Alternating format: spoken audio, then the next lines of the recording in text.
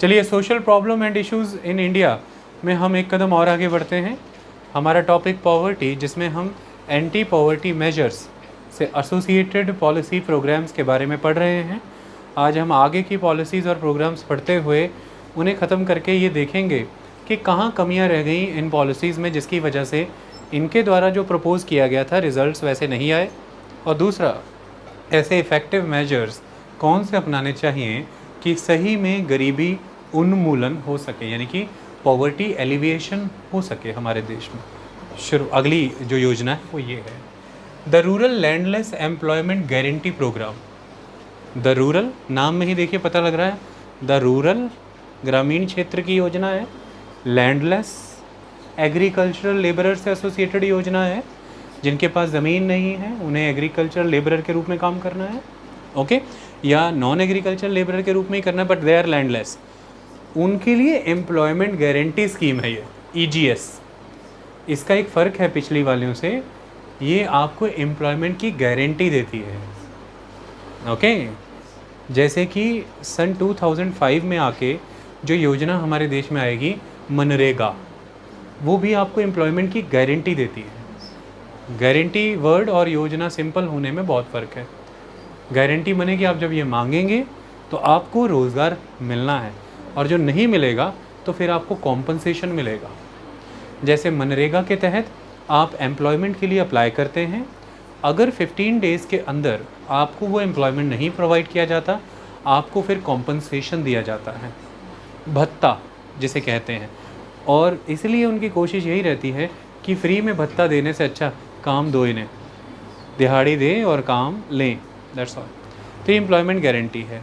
तो the rural and landless employment guarantee programme क्या है? इसका उद्देश्य providing supplemental employment to the poor on public works at a very low wage of ₹3 per day. जिस समय में आया था उस समय में 3 रुपये पर डे के हिसाब से दिए जाते थे, और भारत में राज्यों के स्तर पर इसकी शुरुआत पहले हुई, जिसमें महाराष्ट्र वो पहला राज्य बना जिसने एम्प्लॉयमेंट गारंटी स्कीम की शुरुआत की, ओके। इस चीज़ को ध्यान में रखना है। तो यहाँ पर हमने लिख रहा है कि Maharashtra was the first state which used the employment guarantee scheme, okay. इतना ही इस योजना के बारे में, दैट्स इट, इससे ज़्यादा नहीं, हमें करने की नीड भी नहीं। नेक्स्ट आता है द मिनिमम नीड प्रोग्राम। आप सब जानते हैं कि जब 5th 5 ईयर प्लान आया था, there was a 5 year planning in India. In the 5th 5 year plan 1974 to 1979, इसी 5th 5 ईयर प्लान में इमरजेंसी भी लगी थी। इसी 5th 5 ईयर प्लान को जनता पार्टी ने बाद में जाके स्थगित कर दिया था, ख़त्म कर दिया था, अबेंडन कर दिया था। इस 5th 5 ईयर प्लान के समय में इंदिरा गांधी ने जो प्रोग्राम चलाया, that is minimum need programme, okay. और आप सब जानते हैं एक प्रोग्राम चला 20 पॉइंट प्रोग्राम, किया है ना आपने। तो इंदिरा गांधी के उस समय की हमारे देश की प्रधानमंत्री की, अब आप कह लीजिए कि ये योजना थी और या अपनी परिस्थिति मजबूत करने का तरीका था कि जो वर्गों को अब तक देश की पॉलिटिशियंस ने वॉइस नहीं प्रोवाइड की है, मैं उन untapped sections of the society की सपोर्ट गैदर करूंगी, अपनी पोजीशन उनके दम पे मजबूत करूंगी। तो अधिकतर प्रोग्राम आपको पॉवर्टी एलिवेशन से एसोसिएटेड इसी डेकेड में मिलते हैं, 1970 से 1978 के बीच में, दोनों ही 4th 5 ईयर प्लान और 5th 5 ईयर प्लान में। क्योंकि 1971 मार्च में उस समय में हो रहे जनरल इलेक्शन जो इंदिरा गांधी ने समय से पहले करवा लिए थे, ये अज्यूम करके कि जो मेजर्स मैं अभी लाई हूँ आम जनता को फ़ायदा देने के लिए, इसकी वजह से मेरे फेवर में माहौल बना हुआ है, तो समय से पहले जनरल इलेक्शंस करा लेते हैं लोकसभा के, मुझे इसका फ़ायदा मिल जाएगा। तो मार्च 1971 में गरीबी हटाओ का नारा दे दिया गया था, मैंने बताया था। और आप देख सकते हैं कि 5वीं पंचवर्षीय योजना में ये मिनिमम नीड्स प्रोग्राम लाया गया। मिनिमम नीड्स प्रोग्राम में क्या दिया जाएगा? जो मिनिमम नीड, एटलीस्ट एक मिनिमम लिविंग स्टैंडर्ड अकॉर्ड करने के लिए सोसाइटी को जो बुनियादी बनती ज़रूरतें पूरी करें, वो क्या हो सकती हैं? देखिए, बुनियादी ज़रूरतों में घर होता है, शिक्षा होती है, पानी होता है, बेहतर सैनिटेशन की व्यवस्था होती है, ये सारी चीज़ें होती हैं। ये सारी बुनियादी चीज़ें यहाँ पर दी जाएंगी मिनिमम नीड प्रोग्राम में। That's all. तो वो यहाँ पर कहा गया है। So the minimum needs programme 1974-75 में आता है। ये इंटीग्रल पार्ट था 5th 5 ईयर प्लान का। It was the integral part of the 5th 5 year plan. Question कई बार आया है कि MNP यानी कि मिनिमम नीड प्रोग्राम किस पंचवर्षीय योजना का हिस्सा था। 5वीं पंचवर्षीय योजना का हिस्सा था, द 5th 5 ईयर प्लान। और टाइम हमेशा हमें सबके याद रखने हैं।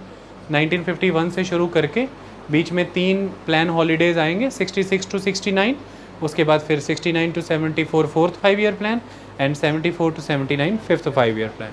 Is that clear? तो 5th 5 ईयर प्लान का हिस्सा था। क्या प्रोविजंस रखे गए थे? मिनिमम नीड नेम से हमेशा कोरिलेट कर लेना है। तो एलिमेंट्री एंड अडल्ट एजुकेशन 6 बरस से एक तो 14 बरस तक की एजुकेशन प्रोवाइड करने का इसमें प्रबंध किया गया होगा। रूरल हेल्थ पर फोकस किया गया होगा।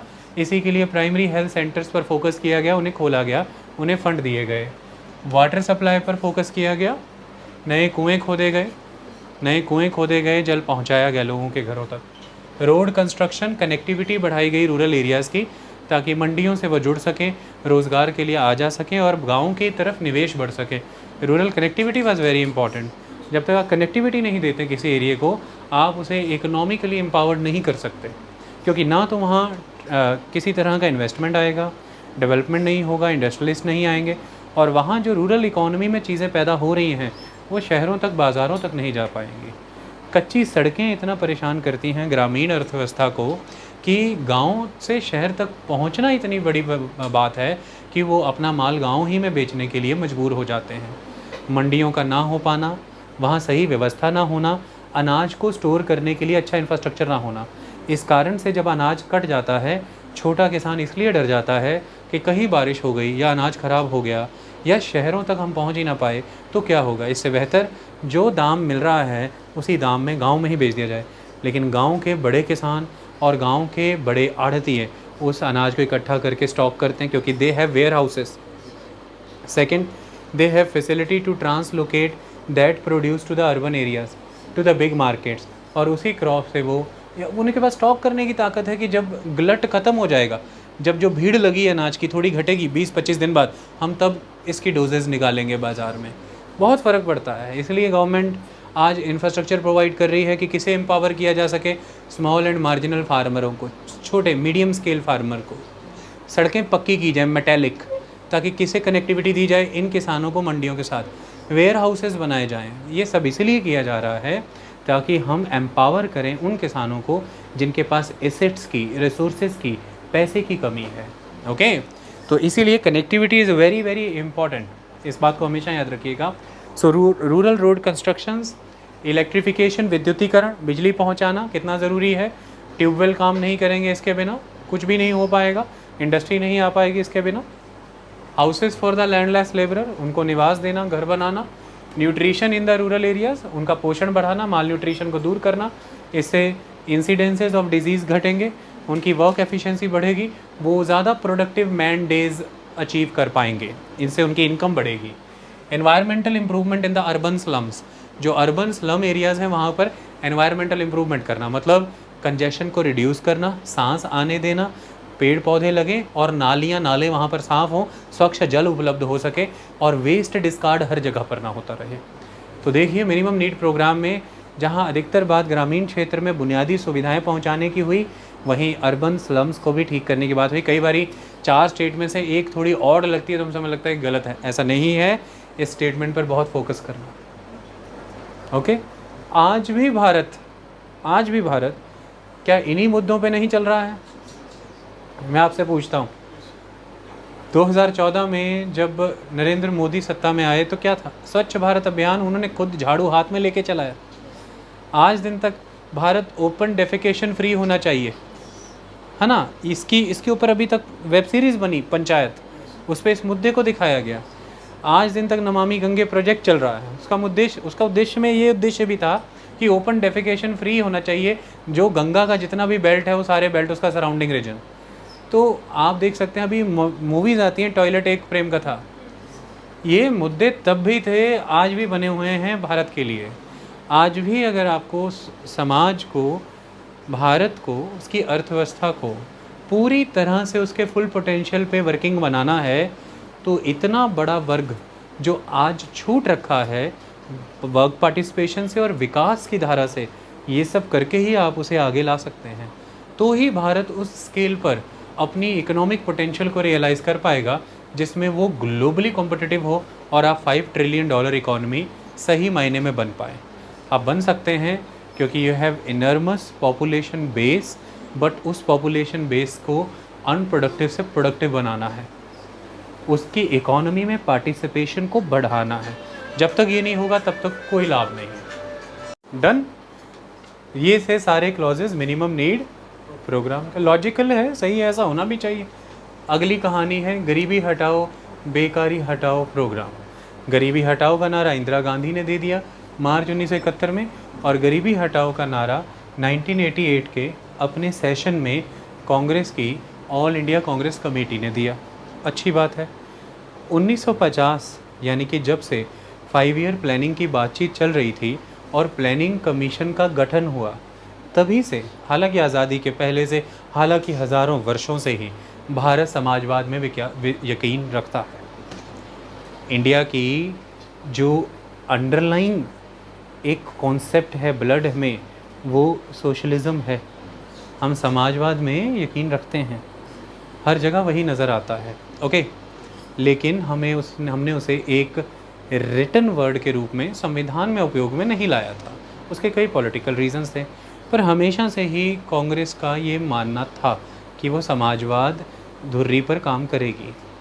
लेकिन ऑफिशियल मैनर में 1955 के अवध सेशन में सोशलिज़म को कांग्रेस ने अपना इकोनॉमिक एजेंडा बना करके अपनाया। 1956 की इंडस्ट्रियल पॉलिसी ने ये माना, इस बात को डॉक्यूमेंट के तहत माना, क्या माना कि India socialist pattern of society follow करेगा अपने इकोनॉमिक मॉडल में। ये क्वेश्चन कई बार आता है कि भारत ने कहाँ इसे माना, सेकंड 5 ईयर प्लान जो 1956 में ही आया या इंडस्ट्रियल पॉलिसी 1956 में। इंडस्ट्रियल पॉलिसी 1956 में भारत ने ये माना कि सोशलिस्ट पैटर्न ऑफ सोसाइटी का कॉन्सेप्ट इकोनॉमी के कॉन्टेक्स्ट में माना जाएगा।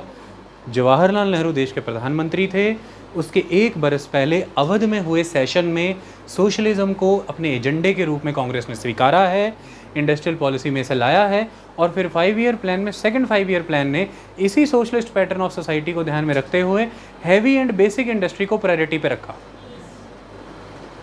और इंडस्ट्री का एक मुख्य उद्देश्य यह था कि जहां एक तरफ भारत को सेल्फ रिलायंट बनाना है इंडस्ट्रियल प्रोडक्शन में, वहीं दूसरी तरफ इंडस्ट्री का पर्पस, इंडस्ट्री स्टेट कंट्रोल्ड इसलिए थी क्योंकि सोशल जस्टिस भी प्रोवाइड करना था।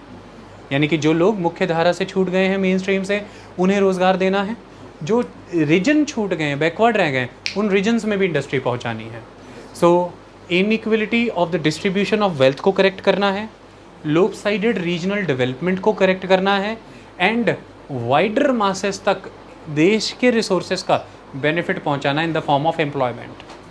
और जो गुड्स हैं और जो सर्विसेज हैं उनके प्राइजेस को कंटेन करके रखना है, कंट्रोल करके रखना है, ताकि लोगों की जेब पर बोझ ना पड़े, लोग सशक्त हो सकें। ओके, लेकिन कांग्रेस के ये दावे कितने सही रहे उसके अंदाजे यहीं से नज़र आते थे कि जहां 1980 के दशक में वो बेकारी हटाओ के नारे दे रहे थे, उस समय में एब्सोल्यूट टर्म में अगर देखा जाए तो करोड़ों की तादाद में देश की जनसंख्या गरीबी रेखा के नीचे एग्जिस्ट कर रही थी। लगभग 5 से 6 लाख लोग ऐसे थे जो अपना खून बेच बेच करके ज़िंदगी का एक एक दिन काट रहे थे। अक्सर आपने ये लाइन सुनी होगी कि पहले ये कहा जाता था कि अपना खून बेच के भी ला के दूँगा। ये लाइनें सुनी है ना, ये मजाक नहीं था। कहते थे ना कि कुछ भी करना पाया मैं तुझे पढ़ाऊँगा। अक्सर पिता लोग ये बड़ा डायलॉग मारते रहे, तुझे तो मैं अपना खून बेच के भी पढ़ाऊँगा। पर आपने कभी सोचा नहीं खून की मंडी कहाँ लगती है, ये कहाँ बिकता है। एक मूवी है अवतार, अवतार मूवी है एक, ठीक है, राजेश खन्ना की, भाई अल्टीमेट फिल्म, बहुत हिट हुई। उसमें Sachin there was the actor hero, Sachin उसके सर्वेंट का रोल प्ले करता है। जब राजेश खन्ना बहुत ज़्यादा लाइफ में बिखर जाता है, उसके बेटे उसे धोखा देते हैं, तब सचिन अपना खून बेच के उसे औजार ला के देता है, इक्विपमेंट, और फिर राजेश खन्ना बहुत अमीर हो जाता है। तो उस मूवी में ये सीन दिखाया गया है। इट वाज द ट्रेंड एक टाइम पे। आई बात समझ में? एक तो खून बेचने वाले होते थे और एक वो जो इतने न्यूट्रिशन की कमी के शिकार हैं कि उन्हें खून चढ़ा चढ़ा के ज़िंदा रखना पड़ता था। उन्हें क्या करना पड़ता? खून चढ़ाने पड़ते थे। कहते ये आज मर जाएगा अगर रात तक खून ना चढ़ाया, खून बहुत कम है इसके शरीर में। तो जहाँ देश में ऐसी भी सच्चाइयाँ थीं, ये उन दावों की हवा निकाल देती थी कि गरीबी हटाओ और बेकारी हटाओ के नारे चल रहे हैं। ओके, ये कमज़ोरियाँ थी, तभी तो लिबरलाइजेशन, प्राइवेटाइजेशन और ग्लोबलाइजेशन लाना पड़ा, वरना क्यों लाना पड़ता? वो लाना पड़ा क्योंकि कई तरह की समस्याएं देश में थी। अगली योजना है जवाहर रोजगार योजना। इस योजना ने पहले तो एक चीज़ की, देश भर में जितनी भी इसके पहले की रूरल वेज एम्प्लॉयमेंट प्रोग्राम थे, मैंने नहीं कहा self employment programme, wage employment जिनमें वेजेस दिए जाते हैं, जितने भी इसके पहले के रूरल वेज एम्प्लॉयमेंट प्रोग्राम हैं वो सारे इकट्ठे होकर इसी में घुस गए। तो उसके बाद वो तो सुनने को नहीं मिलेंगे फिर, जैसे integrated rural development programme IRDP, जैसे REP रूरल एम्प्लॉयमेंट प्रोग्राम, जैसे RLEGP rural landless employment guarantee programme, ये सारे घुस गए जवाहर रोजगार योजना यानी कि JRY। बड़ी फेमस है देश की, हर सिविल सर्विस एग्ज़ाम की, स्टेट, SSC, UPSC, सबकी ये एकदम दिल में बसी हुई योजना, पूछते ही रहते हैं। तो जवाहर रोजगार योजना अप्रैल 1989 आरंभिक समय। ओके, क्या है योजना? At least one member of each poor family would be provided with employment for 50 to 100 days in a year. एक परिवार जो कि गरीबी है पर ग्रामीण क्षेत्र में, उसके एक सदस्य को एटलीस्ट रोज़गार देना है 50 से 100 दिन का। आई बात समझ में? लेकिन अफोर्डेबिलिटी और एक्सेसिबिलिटी को ध्यान में रखते हुए place near his residence. Punjab के आदमी ने रोज़गार के लिए आवेदन लगाया और रोज़गार दे दिया उठा के त्रिपुरा में, तो वो तो नहीं करेगा। ये फैक्टर्स बहुत इम्पॉर्टेंट हैं। तो आपको ये लिखा जाए कि एनीवेयर इन इंडिया स्टेटमेंट में आ जाए, तो ऐसा नहीं है, बस वो एनीवेयर में ही एग्जामिनर आपको जांच रहा है। कोशिश है कि उसके रेजिडेंस के नियर बाय उसे ये एम्प्लॉयमेंट प्रोवाइड की जाए, कम से कम 50 से 100 दिन की रोज़गार दिया जा सके। ओके, और इसमें प्रबंध रखा गया, जैसे बाद में जाके मनरेगा में मैंने बताया 33% रिजर्वेशन है वुमेन के लिए, इसमें 30% जॉब्स वुमेन के लिए रिजर्व हैं। अब तक देश की सरकारों को यही प्रॉब्लम आती थी कि जितने भी अलग अलग एम्प्लॉयमेंट प्रोग्राम चल रहे थे, इनमें कोऑर्डिनेशन नहीं था, तो सही से जो गवर्नमेंट के फंड थे उसका एक सही बेनिफिशियरी तक नहीं पहुंच रहा था। जवाहर रोजगार योजना ने उस प्रॉब्लम को थोड़ा सॉल्यूशन दिया कि जब हमने एम्प्लॉयमेंट प्रोग्राम्स को आपस में जोड़ दिया, तो अब जो गवर्नमेंट के फंड हैं वो सही मायने में फिर विलेज पंचायतों की मदद से लोगों तक पहुँचे। क्योंकि पहले की योजनाएं अलग अलग यूनिट से इम्प्लीमेंट हो रही थी, कोई ब्लॉक लेवल पर इम्प्लीमेंट हो रही थी, कोई पंचायत लेवल पर इम्प्लीमेंट हो रही थी, कोई inter block inter district level पर काम कर रही थी। लेकिन इसके तहत योजनाएं क्योंकि क्लब कर दी गई और अब गवर्नमेंट को फंड एक ही योजना के बाहर रूट करना है और फिर वो विलेज पंचायतों के माध्यम से किया गया, तो इसलिए इसमें unit of implementation was village panchayat. क्या यूनिट ऑफ इम्प्लीमेंटेशन डिस्ट्रिक्ट था? नो। क्या वो ब्लॉक था? नो। पीपल पार्टिसिपेशन को इंश्योर करने के लिए बेस्ट इंस्ट्रूमेंट विलेज पंचायत होता है। ओके, तो इसलिए विलेज पंचायत के माध्यम से इसे इम्प्लीमेंट किया गया जवाहर रोजगार योजना को। ओके, तो परिवार के एटलीस्ट एक मेंबर को रोज़गार देना है, 50 से 100 दिन का देना है, गृह के निवास के आसपास, रेजिडेंस के आसपास देना है, और 30% महिलाओं को आरक्षण देना है, और पंचायतों के माध्यम से इस योजना का क्रियान्वयन होगा, यानी कि इसका एग्जीक्यूशन वाया पंचायत होगा। डन। तो वो लिखा हुआ है कि all the rural wage employment programme IRDP plus REP and RLEGP were merged in this योजना। सेंट्रल असिस्टेंस का कंट्रीब्यूशन इसमें 80% था, rest 20% by the state government, state assistance, and unit of implementation was village panchayat. Okay, देखिए देश के स्तर पर ये अलग अलग योजनाएं लागू होती रहीं, लेकिन योजनाएं जिस उद्देश्य से लागू हुई, अगर डेटा को स्टडी करें तो रिजल्ट्स ये बताते हैं कि वो उद्देश्य यानी कि वो ऑब्जेक्टिव्स उस लेवल पर अचीव नहीं किए जा सकें। इसका मतलब कई तरह की कमियां रह गई। वो कैसे रह गई, कारण क्या बने? सबसे पहली चीज़ ये है कि हैफिजड प्लानिंग, जो प्लानिंग है वो बहुत हैफिजड रही। अभी तक हम यही बात करते रहे हैं कि योजनाओं का इम्प्लीमेंटेशन बड़ा बैड रहा। फायर फाइटिंग मैकेनिज़्म ज़्यादा दिखता है, यानी कि जब ये नज़र आता था कि ये समस्या आई, हमने उससे जुड़ी तब योजना बना ली। स्टडीज़ अच्छे से नहीं की गई, सर्वेज़ अच्छे से नहीं कंडक्ट किए गए, डाटाज़ प्रॉपर कंडक्ट ना कर पाना या कलेक्ट ना कर पाना, सही मायने में बेनिफिशरीज़ को आइडेंटिफाई ना कर पाना, बेनिफिशरीज़ तक मदद पहुंचाने के लिए यूनिट जिसके वाया इम्प्लीमेंट होना है उसे सही मायने में या तो आइडेंटिफाई ना कर पाना, और अगर कर पाए तो सही मायने में उसे यूटिलाइज़ ना कर पाना। यही सारी चीज़ों से हमारी योजनाएं झुकी हैं, लाभ पहुँचे नहीं। राजीव गांधी ने 1985 के बाद अपनी स्पीच में क्या बोला कि केंद्र से, सरकार से 1 रुपया जाता है और 85 पैसा रास्ते में ख़त्म हो जाता है, 15 पैसा पहुंचता है। देश का प्रधानमंत्री मंच से स्वीकार कर गया। ये कितनी बड़ी बात थी एक देश के लिए कि अगर 100 रुपीज़ या 1 लाख करोड़ जाता है तो 85,000 करोड़ तो करप्शन नेटवर्क में ख़त्म हो जाता है। 15,000 करोड़ ही लोगों तक पहुंच पाता है, लाभार्थियों तक। और क्या स्वीकार करना था बताओ? तो ये चीज़ ही को ख़त्म करना था।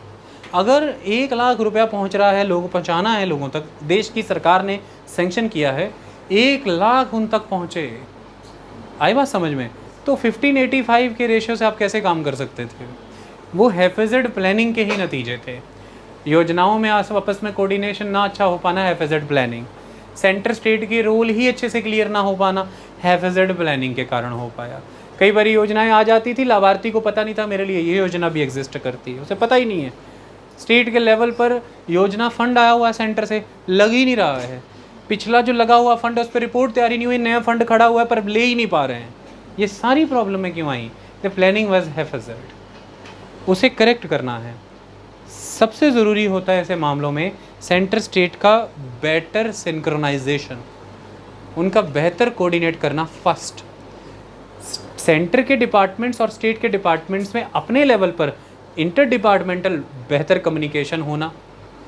थर्ड, योजना को हर पहलू से आंक करके कोशिश करें कि कम से कम योजनाओं में मल्टी डिसिप्लिनरी बेनिफिट्स पहुंचाए जाएं। ये ना हो कि हर एक एक चीज़ के लिए एक एक योजना खड़ी हो, उतने ज़्यादा लीकेजेस के चांसेस बढ़ेंगे। आपके घर में अलग अलग रूम, आंगन, वॉशरूम में टैप्स लगी हुई हैं अलग अलग यूजेस के लिए, बट घर में कनेक्शन एक ही पाइप से आता है। अगर हर टैप में ही बाहर से अलग अलग ही कनेक्शन आने लगे तो कोई भी एक टैप ख़त्म हो सकती है, क्योंकि कितने मल्टीपल कनेक्शन, कितनी मल्टीपल लीकेजेस, कितने मल्टीपल प्रॉब्लम्स। यही प्रॉब्लम आती है कि आप लीकेजेस इसलिए बढ़ा लेते हैं क्योंकि उतनी ज़्यादा निगरानी रखनी पड़ती है। इतनी ज़्यादा निगरानी, इतना ऑफिसर कहाँ से लाएंगे? योजना का खर्चा ही अगर योजना के लाभ से ज़्यादा हो जाएगा तो योजना का फ़ायदा क्या? योजना जितना लाभ नहीं पहुंचा रही उससे दुगना दो खर्चा लगा के बैठी हुई अपने ऊपर। इसलिए कोशिश ये है कि बेहतर में आइडेंटिफाई करें कि कैसे इश्यूज़ आपस में इंटरकनेक्टेड हैं, तो उनके लिए योजना भी एक ही लाए जिससे वो सबको सोल्यूशन कर दे। आई बात समझ में? तो बेहतर सिंक्रोनाइजेशन, राइट मैनर में स्टडीज़ कंडक्ट करना, डाटा गरीबों के बारे में, डाटा पंचायतों के बारे में, और डाटा अब तक की योजनाओं के जो लाभ हैं उनके बारे में आइडेंटिफाई करें। बेनिफिशरीज़ का बेहतर आइडेंटिफिकेशन करें, फैक्टर्स अच्छे से आइडेंटिफाई करें जिसके बेसिस पे बेनिफिशरी तय किया जाएगा। वो फैक्टर्स अच्छे से आइडेंटिफाई होने चाहिए। अंत्योदय योजना में राजस्थान की सरकार ने काफ़ी साइंटिफिक मैनर में वो फैक्टर्स आइडेंटिफाई किए थे, काफ़ी साइंटिफिक मैनर में उन्होंने डाटा भी कलेक्ट किया था, इसलिए वो योजना काफ़ी साइंटिफिकली करेक्ट थी। ओके, तो हमें उस तरह से काम करना होता है। ये एक मुख्य समस्या रही है। अगर आपसे पूछा जाए कि haphazard planning was the reason, yes it was the reason of the failure of majority of the poverty alleviation program, and that's why वो सभी के सभी अपने पर्पस से अंडर सर्व्ड रहे, वो सर्व नहीं कर पाए। Okay, benefits absorbed by a handful of big farmer. देखिए, सरकार जितने भी दावे करती रही हो किस विषय में कि हमें स्मॉल एंड मार्जिनल फार्मर को आगे लेके आना है, हमें एग्रीकल्चर प्रोडक्शन एंड प्रोडक्टिविटी को बढ़ाना है, हमें इनकम डिस्पैरिटीज़ को घटाना है, ये दावे सरकार के रहे, लेकिन अल्टीमेट रिज़ल्ट क्या निकल कर के आया? चाहे बात इरिगेशन नेटवर्क के बेनिफिट उठाने की हो, चाहे क्रेडिट सप्लाई लोन के फ़ायदे उठाने की हो, चाहे हाई यील्डिंग